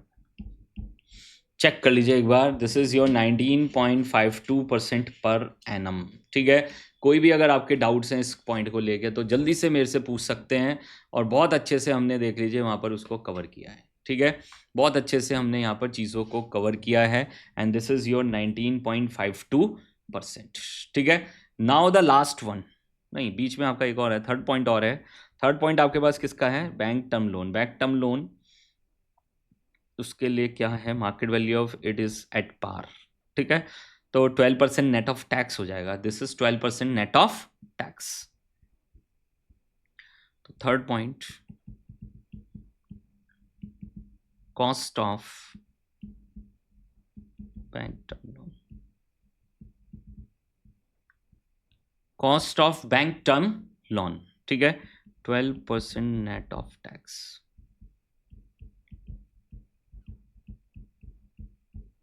8.4%, ठीक है। Fourth point,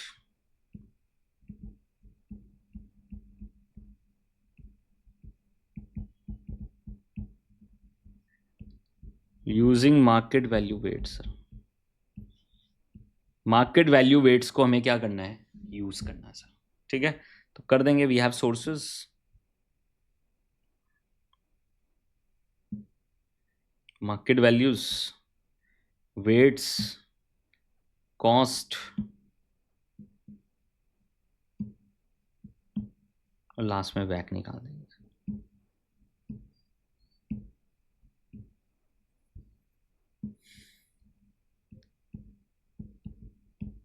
source, market value, weights, cost, वैक।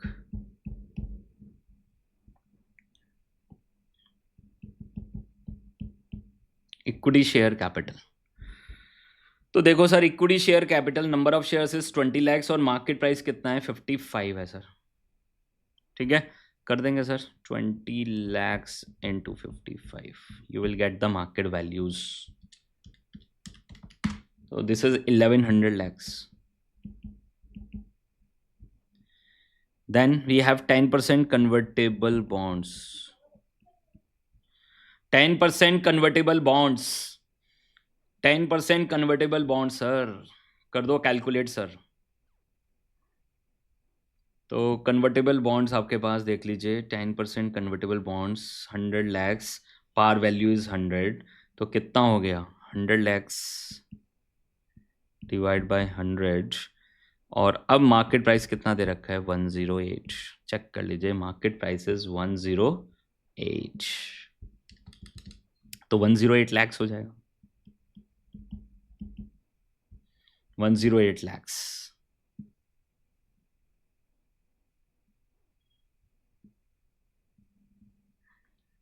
और तीसरा आपके पास क्या है इसके अंदर, we have convertible 12% bank loan, और तो कुछ नहीं है सर, चेक कर लीजिए, और तो कुछ भी नहीं है, तो we have 12% bank term loan.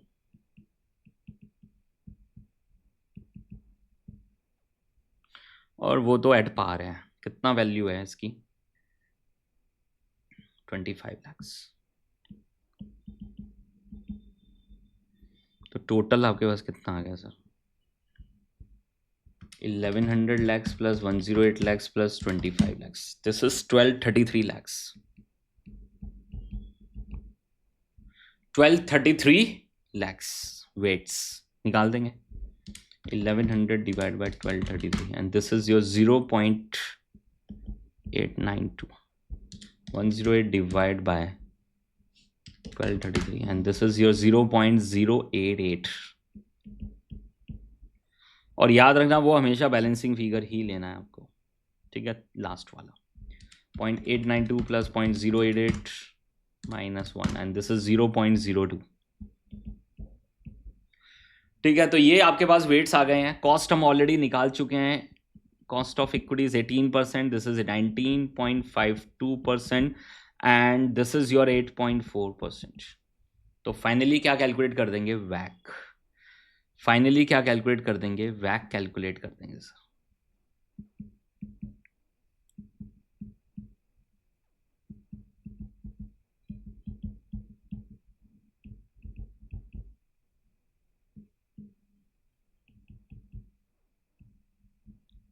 तो what is your final answer sir, कर देंगे calculate, 18 into 0.892, 19.52 into 0.088 and 8.4 into 0.02, and this is your 17.94, 17.94। Check कर लीजिए एक बार पूरा, बहुत अच्छे से देख लीजिए। क्वेश्चन नंबर 2 का ए पार्ट हमने कंप्लीट कर लिया, फुल फ्लैज क्वेश्चन था। This is on cost of capital and this is of, देख लीजिए, 7 मार्क्स, ठीक है। साथ में आपके पास 3 मार्क्स का एक छोटा सा क्वेश्चन उन्होंने दे दिया, and this is from your working capital management, ठीक है। The following information is pertains to the MSC Limited raw material storage period, working progress conversion period, finished good, debtors collection, creditors payment. तो ये operating cycle पे question आ गया. This is the question on operating cycle. तो how to calculate operating cycle, raw material storage period plus working progress finish goods plus debtors collection period minus creditors payment period आ जाता है. The annual operating cost including depreciation दे दिया. तो we will calculate the cash cost was 60 lakhs. Assume 360 days a year. You are required to calculate operating cycle, number of operating cycles and amount of working capital requirement. तीनों एक एक marks का है. 3 marks में आपका आ जाएगा sir. ठीक है, तो देख लीजिए question number, this is 2B. Question number 2B sir. First point, raw material, working progress, finished good, debtors collection minus creditors. So this is your operating cycle.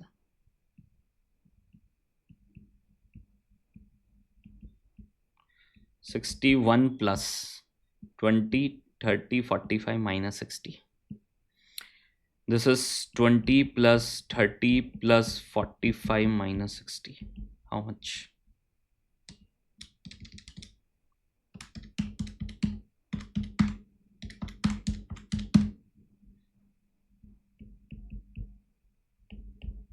This is your 96 days, sir. Number of operating cycles in a year.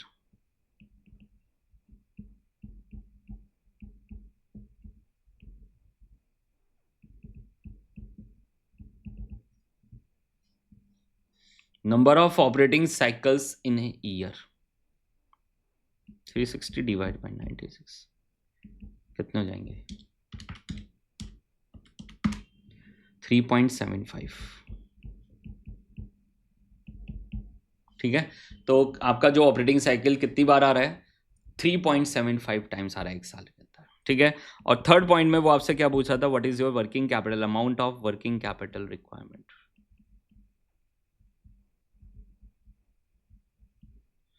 And we are always calculated on cash cost basis. Question लिखा तो हम किस basis पे निकालेंगे? Cash cost basis. ठीक है, कुछ नहीं लिखा क्वेश्चन में. तो देख लीजिए सर, आपके पास cash cost 60 lakhs minus 4 lakh,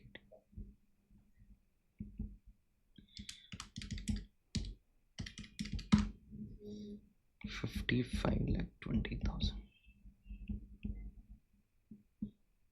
तो what is your working capital requirement? What is your working capital requirement?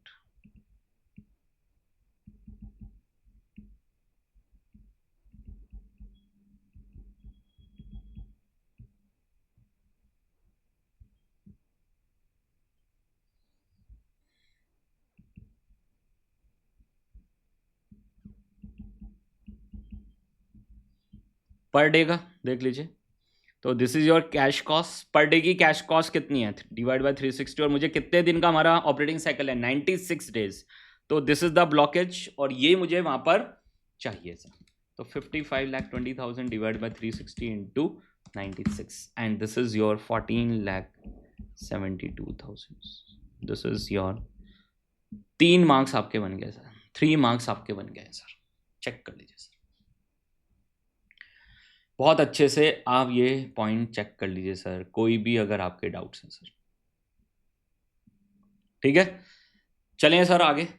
तो क्वेश्चन नंबर 2B हमारा कंप्लीट हो चुका है. तो मतलब सर हम 40 मार्क्स को कंप्लीट कर चुके हैं सर. 40 मार्क्स हम यहाँ पर कंप्लीट कर चुके हैं, and this is 1 hour and 15-16 minutes में. ठीक है, तो 1 घंटा 15-16 मिनट में हम इसको कंप्लीट कर चुके हैं सर. ठीक है, now the next question number 3A. SRT Limited manufactures steel rods and now considering to purchase the new aluminum smelting and molding plant. This plant will have the cost of 20 lakhs. तो ये capital budgeting का question आ गया आपके पास, investment decision का. और वो आप समझ ही लो कि भाई एक क्वेश्चन तो बनता भी है. 6 मार्क्स का क्वेश्चन आया हुआ है आपके पास. ठीक है, तो the plant will have a cost of 20 lakhs to purchase and install the plant. It has a useful life of 5 years with residual value of 1 lakh. The production and sales of the new plant are expected to be 1 lakh units per year. तो आपको production sales बता दिया. Other estimate selling price, direct cost आपके पास है. Fixed cost including depreciation is 8 lakhs. Marketing and promotional cost not including the above will be 1 lakh and 1,60,000 year 1 and 2. Additionally, investment in debtors and stock will increase in year 1. So this is your increase in working capital. 1,50,000 and 2 lakh respectively. Creditors will also increase by 1 lakh. तो this is decrease in working capital. तो net निकाल देंगे sir. Year 1 पे net increase in working capital calculate कर देंगे and this is our outflow. और देख लीजिए लास्ट में वो रिलीज भी होगा. रिलीज ऑफ वर्किंग कैपिटल लोग भूल जाते हैं, ठीक है. इवन फाइनल के एग्जाम में भी लोग भूल जाते हैं, तो मैं इसलिए आपको बता रहा हूँ. तो अभी लेटेस्ट एग्जाम में भी ऐसे ही हुआ. Debtors, stock and creditors will be recoup at the. लिख भी दिया उन्होंने, तो यहाँ पर आपको बता भी दिया. नहीं भी लिखेगा तब भी लेना है, याद रखना. Cost of capital is 18%, tax rate is 30%, paid in the year which is profit made. Profit होगा तभी देंगे tax. Depreciation tax deductible. Straight line method है. Calculate the NPV, profitability index and advise. उसको परचेज करेंगे नहीं करेंगे, ठीक है. तो पीआई आए तो इनफ्लो अलग से निकाल लेना, जिससे कि कोई कंफ्यूजन ही ना हो सर. तो सबसे पहले वर्किंग नोट नंबर 1 डेप्रिसिएशन, हमेशा हम वही बनाते हैं सर. तो देखिए question number, this is 3A. Question number 3A, and this is working note number 1, calculation of depreciation. Calculation of depreciation, ठीक है. तो this is 20 lakhs minus salvage value आपकी कितनी है देख लो sir. This is 20 lakhs 5 years और salvage value is 1 lakh. Divide by 5 कितना आ गया? 3,80,000 per annum. This is your 3,80,000 per annum. Working note number 2 sir.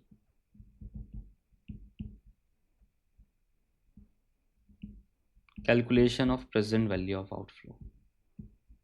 क्योंकि वर्किंग कैपिटल का भी एडजस्टमेंट है तो वो ले लेंगे सर, ठीक है. और वो ईयर 1 पे है, भूलना मत. 0-1 cash flows. This is 20 lakhs.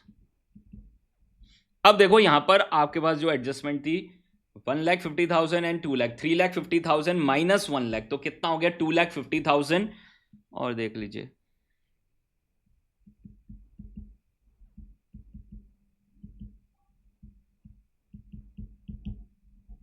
और इन सब की प्रेजेंट वैल्यू कर देंगे. PV factor eight the rate कितना दे रखा है क्वेश्चन में? पीवी फैक्टर 18% पे.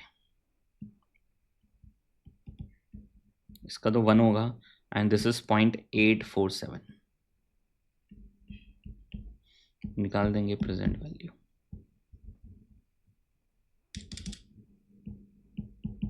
तो ये मेरे पास अलग से आउटफ्लो आ गया क्योंकि पीआई निकालना है ना. तो we need present value of inflow divide by present value of outflows, ठीक है. और ये आपके पास आ जाएगा 2,50,000 into 0.847 and this is 2,11,750. 22,11,750. Check कर लीजिए सर.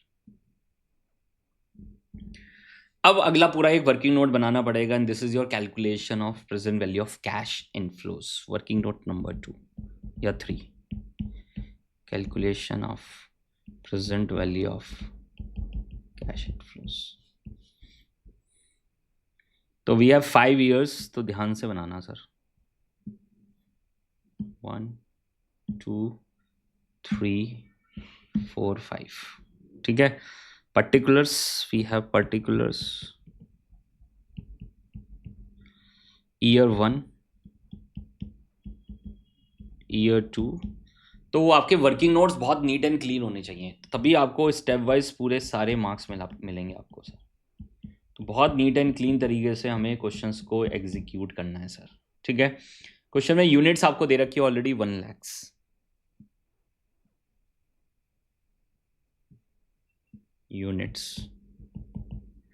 यूनिट्स आपको दे रखी है ऑलरेडी 1 lakhs.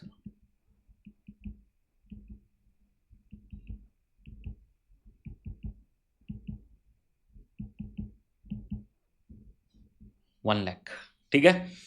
तो सेल्स 150 निकाल देंगे, 1 lakh into 150 and this is your 150 lakhs. तो दिस इज़ 150 लैक्स। बहुत आसान है, कुछ डिफ़िकल्ट नहीं है सर, मैं आपको बता रहा हूँ, कुछ भी डिफ़िकल्टी नहीं है सर।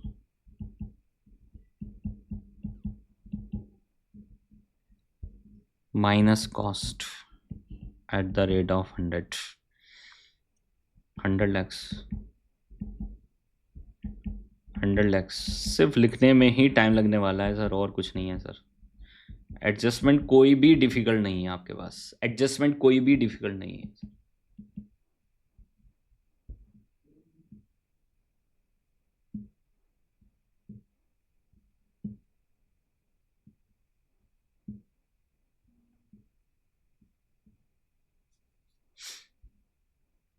अब और क्या क्या खर्चे हैं सर, देखिए सर। तो सेलिंग प्राइस ये हो गया, fix cost is 8 lakhs including depreciation, तो अलग से ले लेंगे सर, ठीक है। मार्केटिंग कॉस्ट दे दिया 1 लाख, 1,60,000, और तो कुछ नहीं है सर। तो देख लीजिए, माइनस कॉस्ट हो गया हमारा, minus fixed cost. Fix cost आपके पास है 8 लैक्स माइनस 3,80,000, तो दिस इज 4,20,000। तो उसके अंदर डेप्रिसिएशन इंक्लूड था, और डेप्रिसिएशन हम ऑलरेडी निकाल चुके हैं 3,80,000। तो 8 लाख माइनस 3,80,000, 8 लैक्स माइनस 3.8 लैक्स, तो you will gate 4,20,000।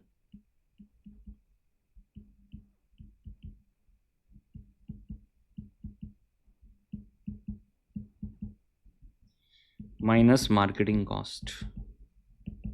Marketing cost है 1 लाख फर्स्ट ईयर में, सेकेंड ईयर में 1,60,000, उसके बाद नहीं है सर। और क्या माइनस करेंगे, डेप्रिसिएशन निकाल चुके हैं 3,80,000, 3,80,000, 3,80,000, 3,80,000 एंड 3,80,000। तो आपके पास क्या आ जाएगा, profit before tax. You will gate profit before tax. तो देख लीजिए sir, minus 4,20,000 minus 1 lakh minus 3,80,000 and this is your 41 lakhs, 41 lakhs। और यहाँ पर 60,000 एक्स्ट्रा और माइनस होगा, तो दिस इज 40,40,000, है ना। और इधर आपके पास है 4,20,000 minus 3,80,000, this is your 42 lakhs, 42 lakhs, 42 lakhs।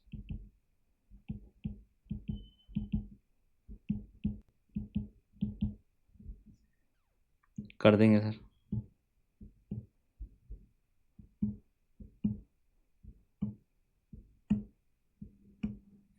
ठीक है, प्रॉफिट बिफोर टैक्स मेरे पास आ गया, तो minus tax at the rate of, minus tax at the rate of 30%, and you will get NOPAT. और नो पैट में वापस एड बैक क्या करोगे, डेप्रिसिएशन, ठीक है, सिंपल स्टेप है। तो 41 lakh into 30%, 12,30,000 minus 28,70,000, 40,40,000 into 30%, this is 12,12,000, and this is 28,28,000, 28,28,000. 42 lakh into 30% is 12,60,000, and this is 29,40,000. तो सिर्फ कैलकुलेशंस है और कुछ नहीं है सर इसके अंदर। सेम है अगले वाले का, तो सेम ही आ जाएगा, 12,60,000, 29,40,000। बेसिकली वो टाइम किल कराना चाहते हैं, और इसलिए स्पीड कह रहा हूँ, स्पीड मेंटेन करना बहुत इंपॉर्टेंट है sir. 29,40,000 plus depreciation sir, sorry हाँ, वापस एड बैक करेंगे डेप्रिसिएशन। कितना डेप्रिसिएशन है, 3,80,000।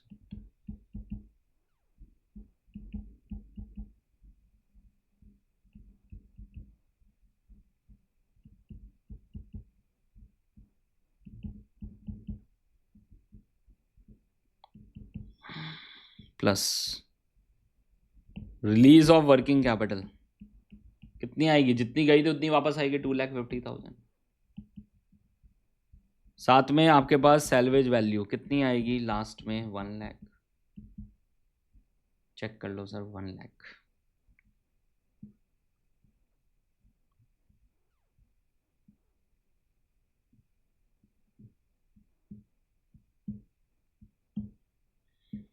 ठीक है, तो you will gate net cash flows.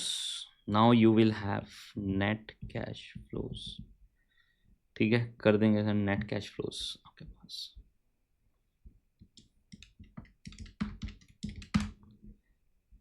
$32,50,000।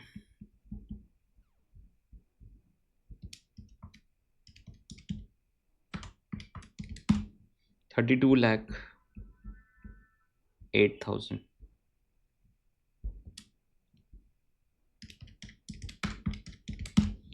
$33,20,000। $33,20,000। Last वाले में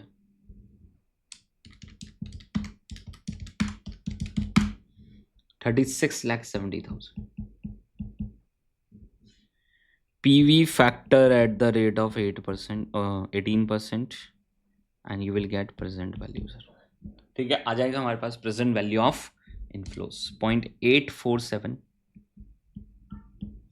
0.847, 0.718, 0.609, 0.516, 0.437, and you will get 32,50,000 into 0.847, 27,52,750, 32,08,000 into 0.718, 23,03,344, 33,20,000 into 0.609, 33,20,000 into 0.516,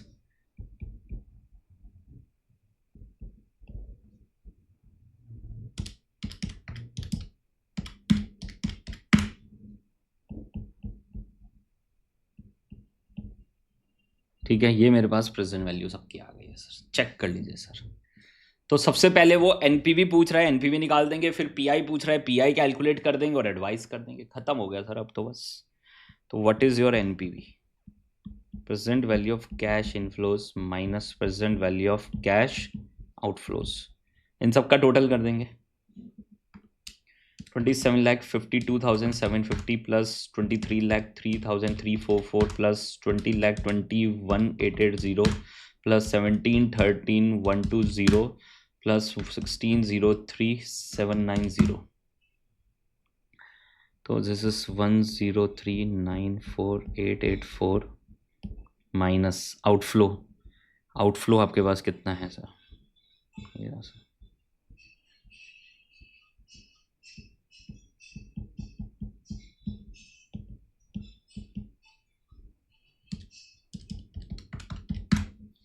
तो this is your 81,83,134। This is your NPV. और ऑन द सेम वे क्या कैलकुलेट कर देंगे, PI cash inflow divide by present value of cash outflow. Same ही है, बस पूछ लिया अलग अलग। 1,03,94,884 डिवाइड बाय 22,11,750।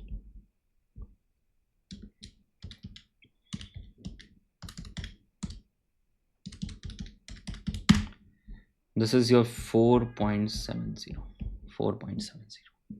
ठीक है, तो ये हमारा फर्स्ट पार्ट हो गया सर क्वेश्चन का। और सेकंड पार्ट में क्या पूछ रहा है क्वेश्चन के, क्या परचेज करेंगे, यस।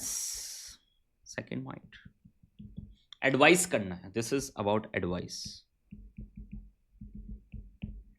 लिख देंगे advice sir.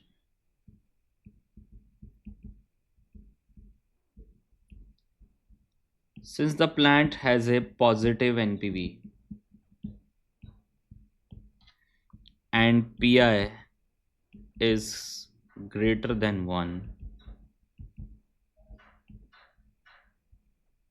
therefore it should be purchased,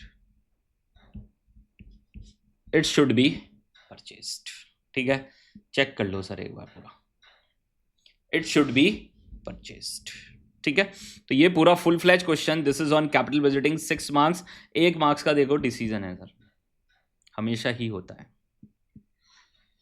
Then we have question number 3B. The share capital of Sky Pack in 31st March was 2 lakh. The relevant ratios आपको दे दी, current debt to total debt to owners equity, fixed asset to owners equity, total asset turnover ratio, inventory turnover ratio. You are required to prepare the balance sheet, और आपको balance sheet बनानी है sir. ठीक है, और यहाँ पर equity share capital आपको दे दी उन्होंने 2 lakhs। तो पहली बात यहाँ पर, this is the question from ratio analysis again. तो 2 क्वेश्चन आए हुए हैं सर रेशियो एनालिसिस के, एक एमसीक्यू में और एक अलग से आपके पास, दिस इज ऑफ 4 मार्क्स। तो शायद वहाँ पर भी 4 मार्क्स का था, तो टोटल कितना हो गया, 8 मार्क्स का आपके पास क्या हो गया, रेशियो एनालिसिस हो गया सर। ठीक है, तो current debt to total debt की रेशियो दे दी, total debt to owners equity दे दी, fix asset to owners equity. तो ऑनर्स इक्विटी मेरे पास है 2 लाख, तो उससे हम क्या निकाल लेंगे, टोटल डेप से निकाल लेंगे करंट डेप्ट। ऑनर्स इक्विटी है तो उससे फिक्स असेट आ जाएगी, फिक्स असेट आ जाएगी तो उससे टर्नओवर आ जाएगी, टर्नओवर आ जाएगी तो उससे हम यहाँ पर इन्वेंट्री निकाल देंगे, and you have to prepare the balance sheet. खत्म सर, चेन बन गई ये तो पूरी।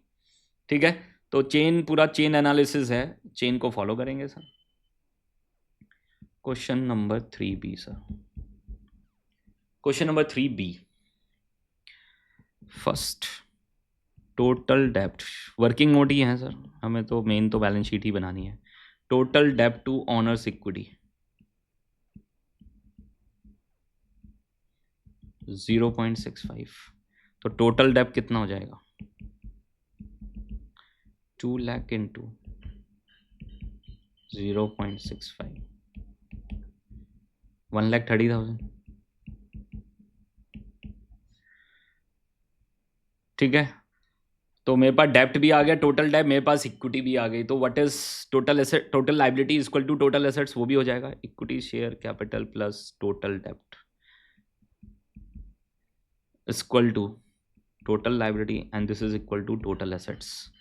तो this is 2 lakh 1,30,000 equal to 3,30,000 equal to total liability equal to total assets. Check कर लो सर, स्टार पॉइंट है इस क्वेश्चन। ठीक है, तो ये हम फॉलो कर लेंगे सर। सेकंड आपके पास करंट डेप्ट टू टोटल लोन 0.35, तो करंट डेप्ट कितना हो जाएगा sir, this is 1,30,000 into 0.35,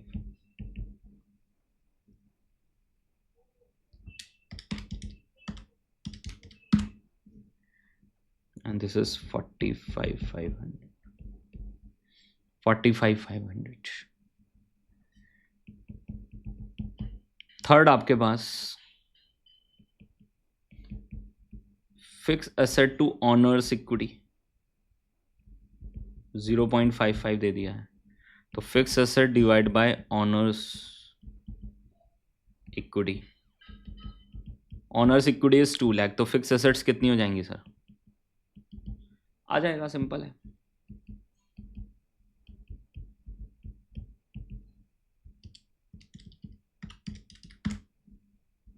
this is 1,10,000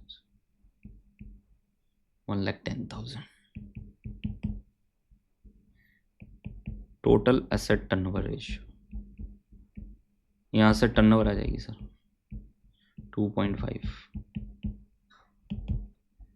तो turnover divide by total asset equal to 2.5, तो टर्नओवर कितनी आ जाएगी 2.5 इंटू टोटल एसेट हम निकाल ही चुके हैं, टोटल ऑफ एसेट कितना है आपके पास 3,30,000।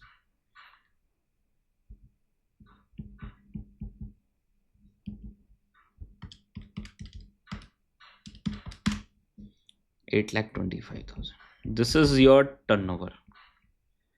टर्नओवर आपके पास आ गई, कोई आपके पास जीपी रेशियो तो दिया नहीं है, तो वही हम उसी को यूज करना पड़ेगा सर। फिफ्थ पॉइंट,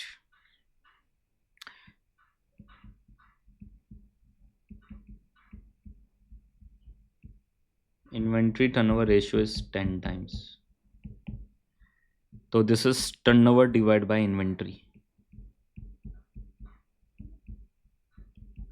10, तो आपके पास इन्वेंट्री कितनी आ जाएगी 8,25,000 डिवाइड बाय 10, दिस इज 82,500। लो सर, सारा डेटा कैलकुलेट हो गया और अब सिर्फ क्या बना देंगे बैलेंस शीट। लास्ट में क्या बना देंगे balance sheet.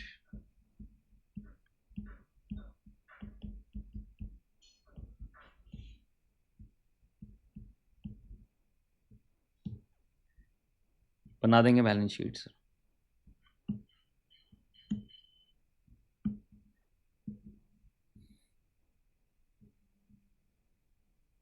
we have liabilities, amount, assets and amount, ठीक है, ये सब है आपके पास। फिक्स एसेट्स हम निकाल चुके हैं, फिक्स एसेट्स हम निकाल चुके थे सर, नहीं अच्छा फिक्स एसेट्स हमने नहीं निकाली थी अभी, एक बार देख लो, फिक्स एसेट तो नहीं निकाली थी, यस निकाल चुके हैं 1,10,000, 1,10,000, ठीक है। इन्वेंट्री हम निकाल चुके हैं 82, कितना है 82,500, कैश बैलेंसिंग फिगर। इधर आपके पास equity share capital is already given 2 lakh, long term डेप्ट और एक करंट डेप्ट, दो चीजें हैं। तो करंट डेप्ट हम निकाल चुके हैं 45, कितना आया था 45,500, 45,500 इज द करंट डेप्ट, सही से लिख लो करंट डेप्ट।